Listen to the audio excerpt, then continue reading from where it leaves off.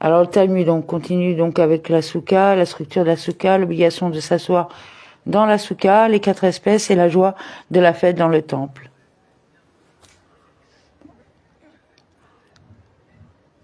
Alors si Dieu veut,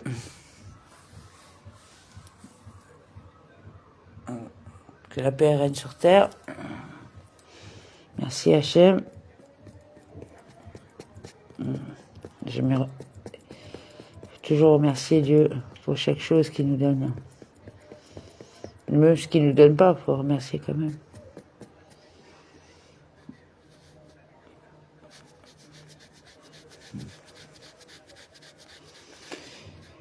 Donc j'ai été trop loin, pardon, excusez-moi. Non, c'est où là 10, c'est encore trop. J'étais un peu trop... Excusez-moi. 7...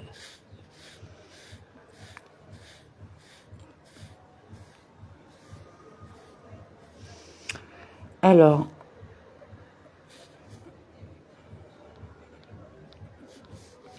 DAF 7A, et qu'il positionne le mur d'une largeur de main en face du mur qui émerge comme la diagonale formée par l'extrémité des sillons au fur et à mesure que le champ se rétrécit. Cette troisième cloison représenterait le troisième côté du triangle et ferait ressembler la soukha à une structure à part entière, car la diagonale représenterait la fermeture des 2 directions sans mur. Rav resta silencieux et ne répondit pas. Il a également été rapporté que Shmuel a dit au nom de Lévi. Il le place à l'extrémité d'un des murs debout en face du mur qui émerge de l'autre extrémité de ce mur. Et de même, il règne dans la salle d'études. Il la place à l'extrémité d'un des murs debout, en face d'un mur qui émerge de l'autre extrémité de ce mur. Rabbi Shimon a dit, et certains disent que c'est Rabbi Yoshua ben Lévi qui a dit, que le troisième mur est positionné différemment. Il établit pour le troisième côté un mur qui mesure une largeur de main expansive, mesurée avec les doigts écartés, qui est légèrement plus grande qu'une largeur de main standard. Et le positionne ensuite à moins de 3 travers de main et à côté du mur opposé au deuxième mur. Et le statut juridique de tout objet placé à moins de 3 largeurs de main du mur et à côté de celui-ci est comme un objet joint à ce mur. De cette façon, le mur large de la main est relié au mur adjacent et c'est comme s'il s'agissait d'un mur de 4 largeurs de main, ce qui représente la majorité de la mesure minimale du mur d'une soukha à part entière, cette largeur de main. Rav Yehuda a dit une soukha construite comme une ruelle avec 2 murs parallèles à part entière est adaptée et en ce qui concerne ce troisième mur qui mesure la largeur d'une main, il positionne à côté de l'un des murs dans n'importe quelle direction qu'il choisit car il s'agit simplement d'un marqueur visible. Rabbi Shimon a dit, certains disent que c'est Rabbi Yoshua ben Lévi qui a dit, dans le cas d'une soukha construite comme une ruelle ouverte sur 2 extrémités, un troisième mur mesurant une seule main est insuffisant. Au lieu de cela, on établit pour le troisième côté une planche d'une largeur de 4 largeurs de main et un peu. Et on la positionne à moins de 3 largeurs de main et 2 et à côté de l'un ou l'autre mur, comme un mur sur l'une ou l'autre des extrémités ouvertes. Et le statut juridique de tout objet placé à moins de 3 largeurs de main du mur est à côté de celui-ci et comme un objet joint à ce mur. Le résultat est un mur de soukha à part entière de cette largeur de main. La Gemara demande qu'est-ce qui est différent ici. Dans le cas des 2 murs attachés, vous dites qu'un mur de la dimension d'une largeur de main suffit pour compléter le troisième mur. Et qu'est-ce qui est différent ici où vous dites qu'il nécessite une planche qui mesure 4 palmes et un peu? La Gemara répond.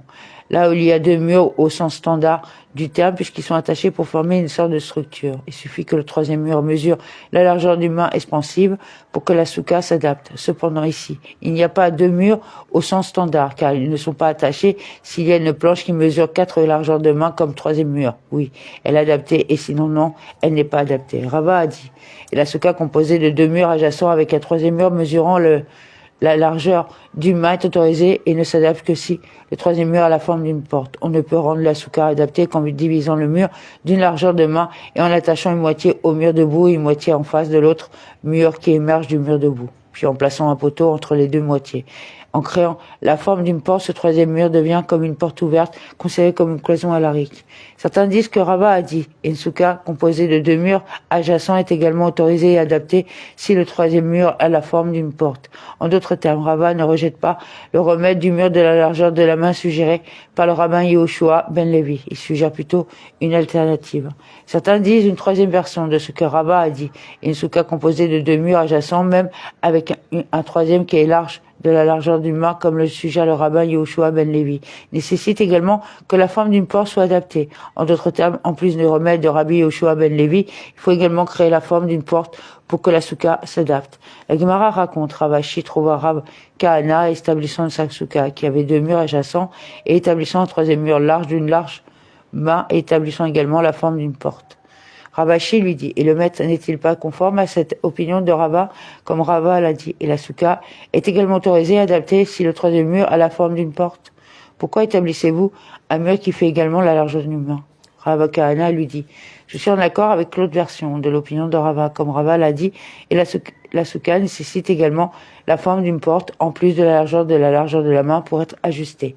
Paragraphe, il est enseigné dans la Tosefta que si la souka a 2 murs au sens standard et un 3e mur mesurant la largeur d'une main, elle est en forme, Rava a dit.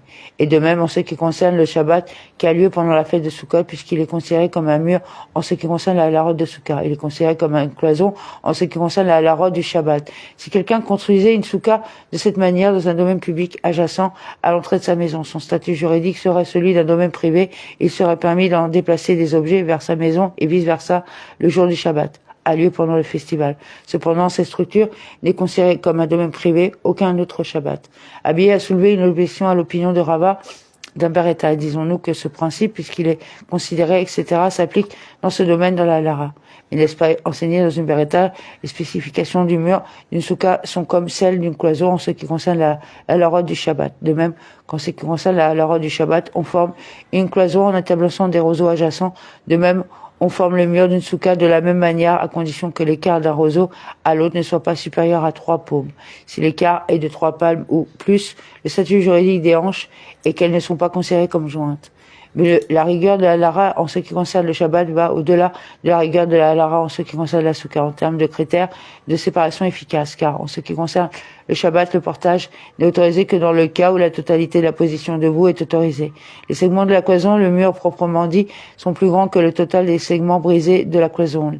Les interstices, étant inférieurs à 3 travers de main.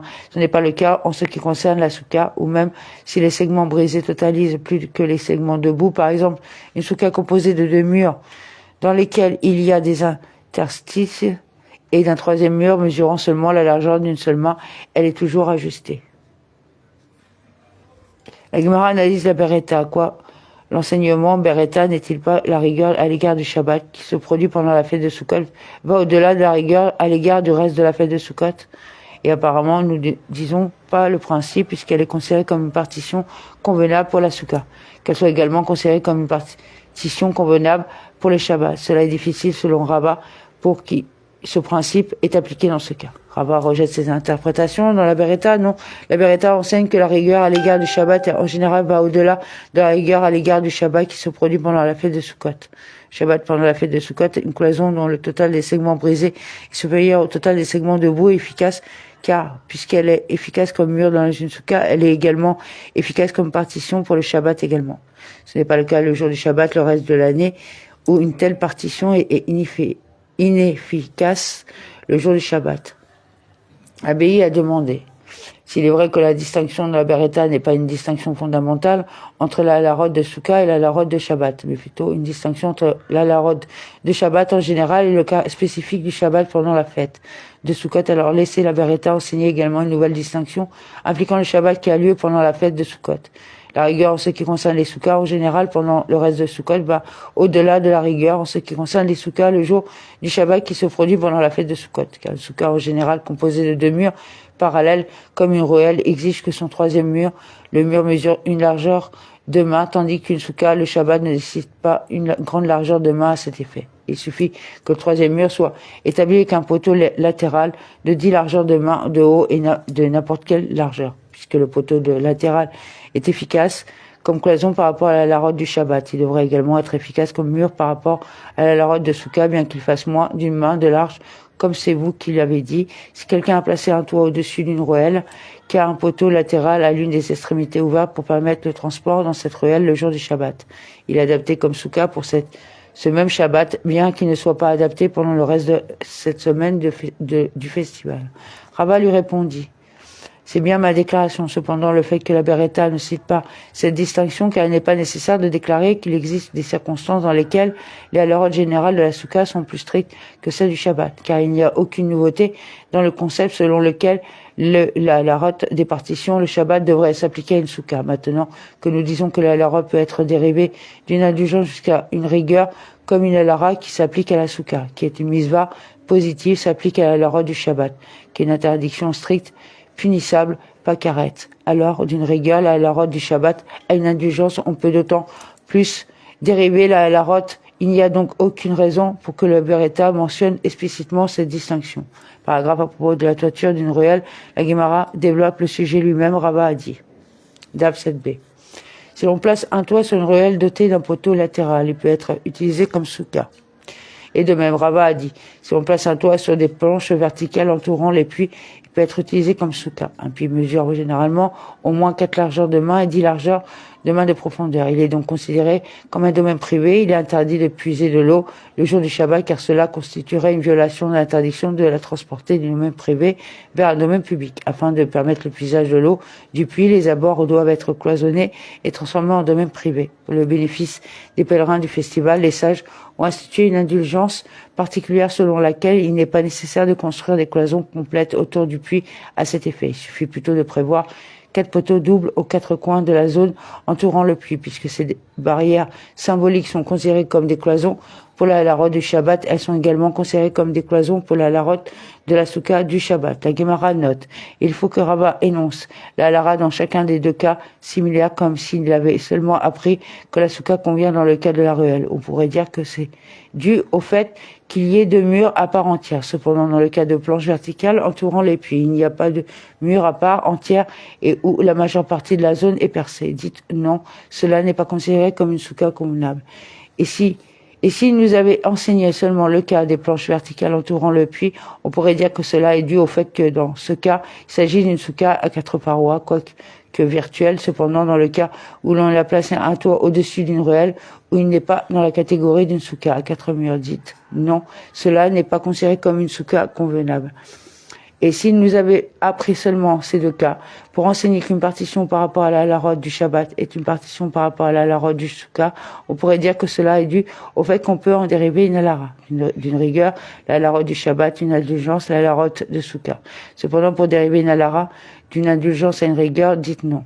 Par conséquent, il est nécessaire d'enseigner la 3e halakha en ce qui concerne une soukha composée de 2 murs au sens standard et d'un 3e mur mesurant la largeur d'une main. Puisque le 3e mur est considéré comme un mur en ce qui concerne la halachot de soukha, une indulgence, il est considéré comme un mur en ce qui concerne la halachot du Shabbat, une rigueur. Paragraphe, la Mishnah continue, une soukha dont la lumière du soleil, c'est-à-dire la lumière du soleil qui traverse le toit, est plus grande que son ombre, est impropre. Les sages ont enseigné dans une Beretta que dans la déclaration dont la lumière du soleil est plus grande que son ombre, la référence est à la lumière du soleil qui passe à travers le toit clairsemé, et non à la lumière du soleil qui pénètre à cause des interstices dans les murs. Il est possible qu'une soukha ait plus de soleil que d'ombre en raison de la lumière du soleil passant à travers les côtés et non par le toit, auquel cas la soukha est adaptée. Rabbi Yoshia dit, si la lumière du soleil dépasse l'ombre, la soukha est impropre, mais si la lumière du soleil est due aux interstices des murs. Rav Yemar Bar Shelemiya a dit au nom d'Abbaye. Quelle est la justification de la déclaration du rabbin Yoshia? C'est comme il est écrit, et tu cacheras Vesa Kota, l'arche avec le rideau. Exode 43. Le rideau est une cloison et non une couverture sur l'arche, et néanmoins le miséricordieux l'appelle toiture, c'est caca. Apparemment, nous exigeons que la fonction d'une cloison soit similaire à celle d'une toiture, tout comme la toiture doit être en grande partie imperméable à la lumière du soleil. La cloison doit également l'être. Et comment les rabbins qui ne sont pas d'accord avec Rabbi Yoshua interprètent-ils le terme? Et vous filtrerez. Pesa Kota. Ce terme enseigne que nous devons plier un peu le haut du rideau pour qu'il apparaisse comme un toit au-dessus de l'arche. Abbaye a dit. Rabbi Yehuda Anassi et Rabbi Yoshia et Rabbi Yehuda et Rabbi Shimon, Rabban Gamiel et Beth Shammai et Rabbi Eliezer et Aririm soutiennent tous que nous exigeons que la soukha soit solide et apte à demeurer comme un permanent résident. Abi cite les déclarations pertinentes de Ta'anim énumérées ci-dessous. Rabbi Yehuda Hanassi exprime cette opinion car il est enseigné dans une Beretta que Rabbi Yehuda Hanassi dit « Tout souka qui n'a pas une superficie de 4 coudées sur 4 coudées est impropre. Ce sont les dimensions d'une résidence permanente. » Le fait que Rabbi Yehoshua considère qu'une souka doit être une résidence permanente ressort de ce que nous avons dit que les murs doivent également être imperméables à la lumière du soleil comme les murs d'une résidence permanente. Rabbi Yehuda soutient également qu'une souka doit être une résidence permanente comme nous l'avons appris dans la Mishnah. Une souka de plus de 20 coudées de haut est impropre. Le rabbin Yehuda le juge approprié. Comme expliqué ci-dessus, en construisant une souka de plus de 20 coudées de haut, on ne peut pas faire de sa résidence une résidence temporaire. Il doit plutôt construire une résidence permanente solide. Rabbi Shimon est d'accord, comme cela est enseigné dans une Beretta. Les dimensions d'une souka sont 2 murs au sens standard et un troisième mur qui mesure même la largeur d'une main. Rabbi Shimon dit 3 des murs doivent être des murs au sens standard du terme. Et une quatrième mur est requis qui mesure même la largeur d'une main. Apparemment, une souka doit être entourée sur 4 côtés comme une résidence permanente. Rabban Gamliel soutient qu'une souka doit être une résidence permanente comme cela est enseigné dans une Beretta. Dans le cas de celui qui établit sa souka au sommet d'un chariot, au sommet d'un bateau. Rabban Gamliel la juge inapte. Une structure mobile n'est pas une résidence permanente. Le rabbin Akiva le juge approprié. Apparemment, Rabban Gamliel exige qu'une souka soit une résidence permanente. Beth Shammai est d'accord, comme nous l'avons appris dans une Mishnah, dans le cas de quelqu'un dont la tête et la majeure partie de son corps étaient dans la souka et dont la table était dans la maison. Beth Shammai considère la souka impropre car une petite souka est impropre à l'usage. Et on ne peut pas accomplir la mitzvah de souka avec, et Beth Hillel le juge opportun. Apparemment, Beth Shammai exige que la souka soit semblable à une structure permanente. Le rabbin Eliezer soutient qu'une souka doit être une résidence permanente comme nous l'avons appris dans une Mishnah. Dans le cas de celui qui établit sa souka comme une sorte de hutte circulaire dont les murs descendent du centre et n'a pas de toit, ou celui qui se reposait la souka contre le mur, prenant de longues branches et plaçant une extrémité sur le sol et appuyant l'autre extrémité contre le mur, établissant une structure sans toit. Le rabbin Eliezer la juge impropre car elle n'a pas de toit et les rabbins la jugent ajustée, une résidence permanente à un toit. Arérim est d'accord car il est enseigné dans une Beretta qu'Arérim dit une souka construite en forme circulaire comme un pigeonnier est impropre car elle n'a pas de coin. Une résidence permanente est une résidence avec des coins. Paragraphe Rabbi Yohanan a dit concernant une souka en forme de fourneau est complètement ronde. Si sa circonférence a suffisamment d'espace pour que le 24 personnes puissent s'y s'asseoir, elle est adaptée et sinon elle est impropre. La Gemara demande, selon quelle opinion le rabbin Yohanan a-t-il statué que la souka devait être si expansive? La Gemara répond, c'est sans aucun doute conforme à l'opinion de rabbin Yehuda Hanassi qui a dit toute souka qui n'a pas une superficie de 4 coudées sur 4 est impropre puisqu'il exige la souka ayant les dimensions minimales les plus grandes. Rabbi Yohanan doit se conformer à son opinion. Cependant, même s'il partage l'opinion de Rabbi Yehuda Hanassi, la question se pose. Or, puisque lorsqu'une personne est assise, elle occupe une coudée d'espace à sa conférence requise par Rabbi Yohanan pour la souka est de 24 coudées. Cependant, mathématiquement, pour chaque circonférence de 3 largeurs de main dans un cercle, il y a un diamètre d'environ une largeur de main. Par conséquent, plutôt que d'exiger une souka pouvant contenir 24 personnes, une souka pouvant contenir seulement 12 personnes devrait suffire, puisqu'une souka ayant une circonférence de 12 coudées a un diamètre d'environ 4. Dans ce cas, pourquoi Rabbi Yohanan exige-t-il que la souka ait le double de la circonférence nécessaire? DAF 8a, donc je finis sur la question quand même. La Gemara répond, cela s'applique uniquement au milieu du cercle qui a une circonférence de 12 coudées, car le diamètre du cercle est de 4 coudées. Mais pour qu'un carré inscrit dans un cercle ait un périmètre de 16 coudées, il faut que le cercle ait une circonférence supérieure à 12 coudées. La Gemara demande plus loin maintenant de combien le périmètre d'un carré décrivant un cercle est-il plus grand que la circonférence de ce cercle. Il est plus grand d'un quart du périmètre du carré. Si tel est le cas, un cercle d'une circonférence de 16 coudées suffit. Pourquoi alors Rabbi Yohanan exige-t-il une circonférence de 24 coudées? La Gemara répond, cette affirmation concernant le rapport du périmètre d'un carré à la circonférence d'un cercle s'applique à un cercle inscrit dans un carré. Mais dans le cas d'un carré circonscrit par un cercle, le cercle nécessite une plus grande circonférence en raison de la projection des coins de la place, afin de garantir qu'un carré dont les côtés mesurent chacun 4 coudées s'intègre parfaitement dans un cercle. La circonférence du cercle doit être supérieure à 16 coudées. Et on finira demain le reste. Donc on sera à 8A. Merci, Toda Rabba.